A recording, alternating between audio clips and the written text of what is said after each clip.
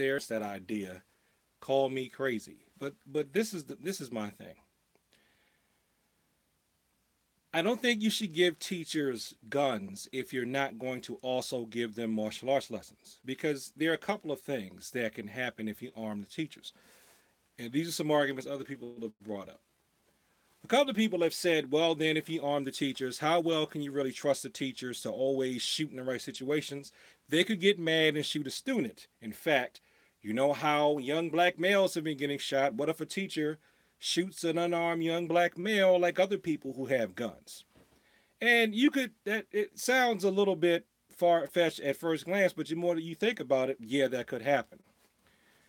So, what would prevent that from happening is if the teacher had confidence in their own ability to protect him or herself without a gun, right? But yet, when a lot of us, and I thought I was the only weirdo trying to get teachers to learn how to defend themselves. But no, I'm not. And apparently, a lot.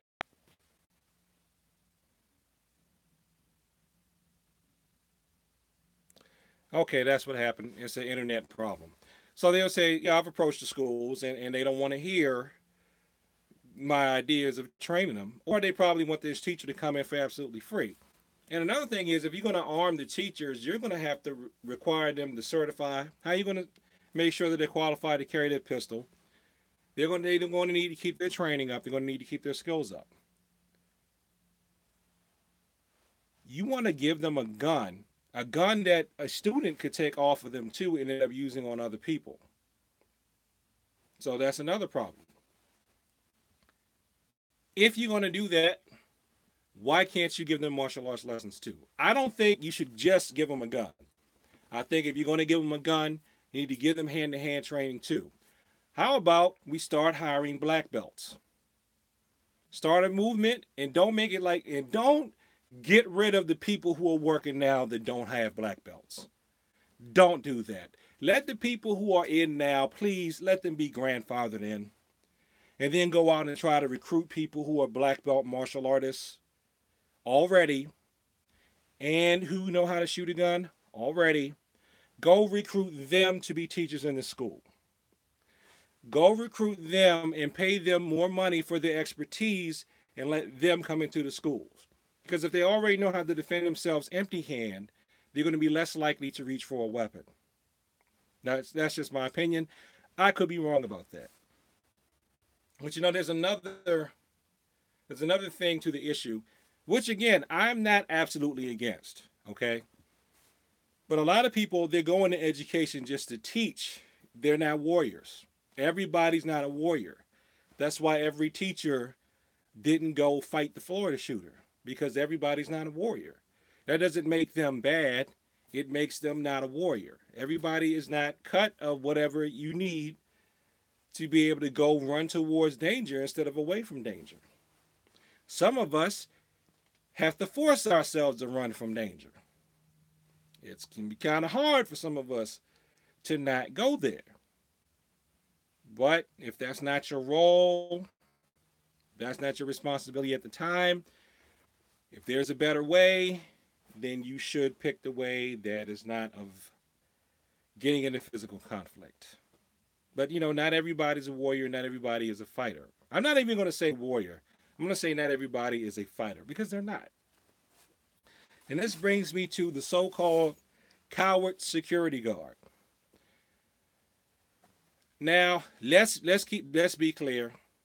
I mean, if it was happening at my school, I mean, at my one of my kids' schools, or even if it was one of my students, one of my nieces and nephews, and the guard didn't go in, of course I would be angry at them. I'd be mad. I would. I'd be calling them all kinds of names. But I am not going to just completely come down and slam the guy because first of all, I just found out from reading that he wasn't the only one that didn't go in there. So there's some kind of problem with either training and or hiring for that particular group. And also, you know, as litigious as people are these days, that means prone to sue. Maybe he was scared.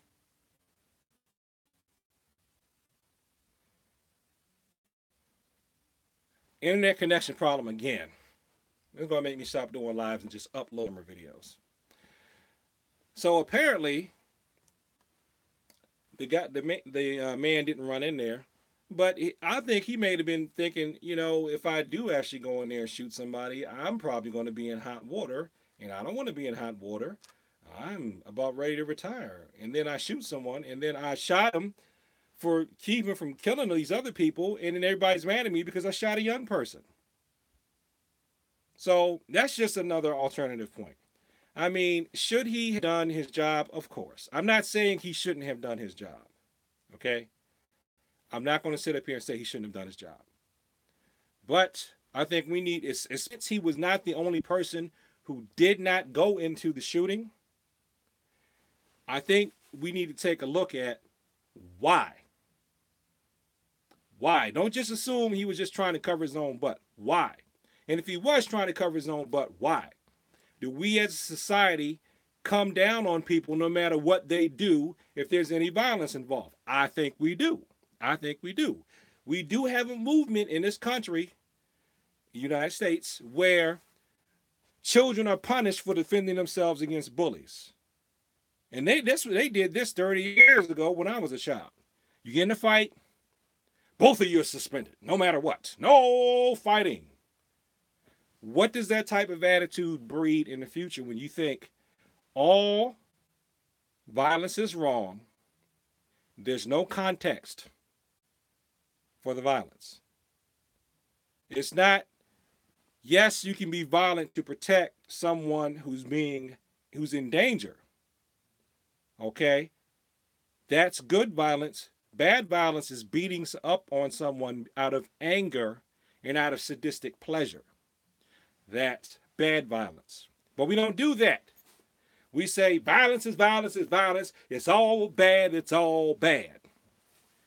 And for a while there, and someone I know well used to come down on me for studying martial arts, aspiring to be an instructor, going, why do you want to do that physically violent thing? You should spend your time on your academics.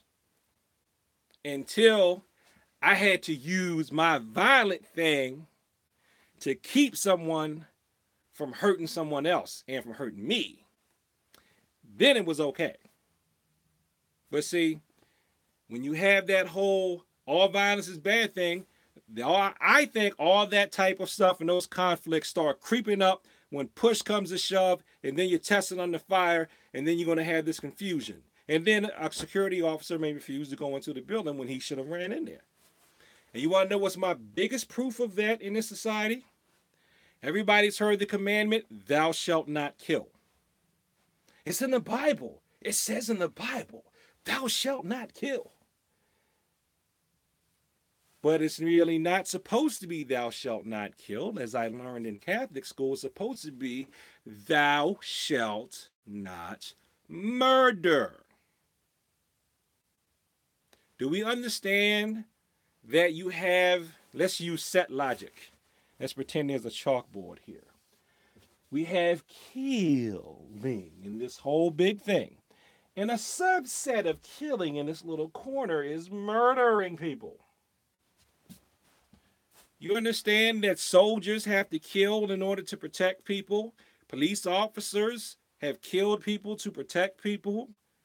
Your dad or your mom may kill someone that's trying to break in the house and because they don't want little Timmy or little Fuquan to get killed in their crib.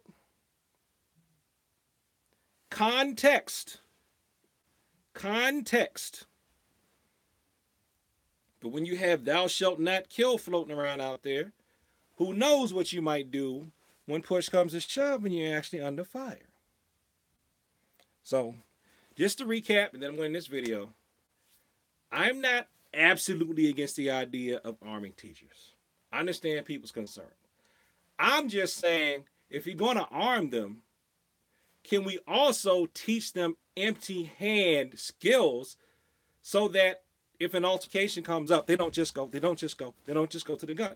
They try to resolve things empty hand. And I don't mean you bring somebody in there for a day. I'm not going to go off. Well, I will a little bit. because they don't do it no more. Anybody who's ever been who's been in the corporate world for a while or done like stuff for their church, remember those trust falls? You stand there, trust me, and then you fall back and let the person catch you. You have to put more time into training your people in self-defense than you do with those goofy trust fall icebreaker type exercises. I feel like that's the same amount of attention people want to give to protecting themselves. I don't want to do all that long drawn out stuff.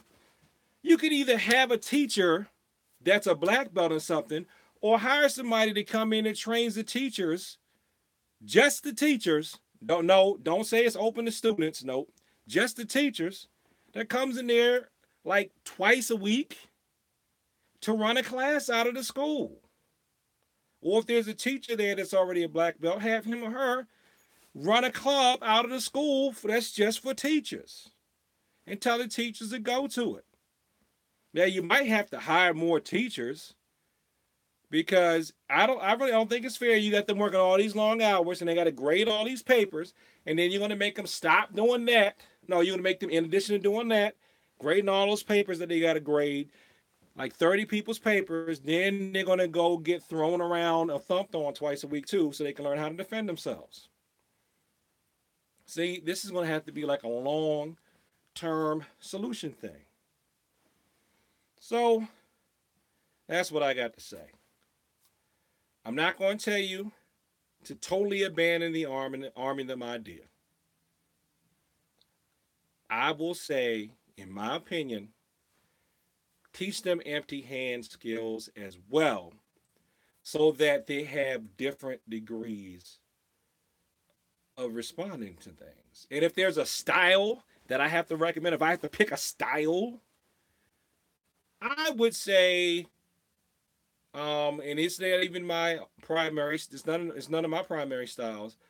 I would say some type of jujitsu might be good because they won't really require a lot of flexibility to start off, and you would be good. It would be good for closer quarters, wrestling people to the ground and things like that. Even though I know Taekwondo has that in it, blah, blah, blah. Yes, I know that. And, he teaches Taekwondo and judo. Forget all that. It's a couple of things. Because, first of all, it's not the style, it's the people. But I know there's less of a chance of someone teaching teachers to do ippon judo throws when they should stop and think, we need to modify the angle of the throw so that it's more of a gentle push to the ground instead of picking the student up and throwing them for a ippon. And I made a video about that too, about how to alter the throws. Basically do the throws that one of the student's foot stays on the ground so it's not as much impact. Okay? And in terms of like with the striking art, you could take the striking art if you teach it and teach the teachers to do more of the blocking. But there's no blocking. Stop it. Teach the teachers to do more of the blocking rather than responding with a strike when they're startled. Just to make it more PC. And now that being said, see, I know I can modify my stuff to make it school safe. I can take the Taekwondo, Judo hybrid I got with a little bit of other stuff in it and make it teacher-do. A lot of instructors could take what they do and make it teacher-do. If you sit back and meet with us and go, okay, what type of, you tell them, well, we don't want the teachers to do this. We don't want to do that. They're going to be liable for this or that. Have the teachers, have the martial arts instructors meet with your lawyers, put in a law enforcement person in there as well, and you can come up with teacher-do. Have them learn, I'm just making up a style, teacher-do. To have them learn teacher-do or teacher-jitsu, and after that, arm them too. Don't just arm them, because I now have anecdotal evidence of this, but I won't say who because I'm not going to throw his business out there. But I have anecdotal evidence to confirm my theory that if you rely on a weapon as your primary form of defense, when adrenaline kicks in, you draw the weapon, whether you realize it or not. You reach for it and you pull it out. even if it's not a human thing coming at you, because your fight or flight instincts kick in, which is a good argument that if you're physically able, you should be going unarmed as your primary instead of armed. That's if you're physically able to do so. I mean, if you got the bad hips and the knees and stuff like that, and you got to trot around, hey, that's what I say. You mess with an 85-year-old lady and she shoots you. If I'm on the jury, I'm not convicting grandma or grandpa. If I see grandpa shoot somebody, unless grandpa's a card-carrying Nazi or something like that, or he loves to what's his name? See what I'm saying? Because I hate to see bullies try to take advantage of the weak. So thanks for watching this video. Like, comment, and subscribe. This isn't going to be a live broadcast for any of you because at the time of the recording, I don't see anybody watching. In other words, thank you for your time. Seriously. Share this video with people who like to talk about the martial arts. I hate to sound like a salesperson, but hey. And help me get to 1,000 subs. Because I promise you, if I could actually make a profit off of this, you would get better quality videos. And of course, as always, I wish you and I bid you peace.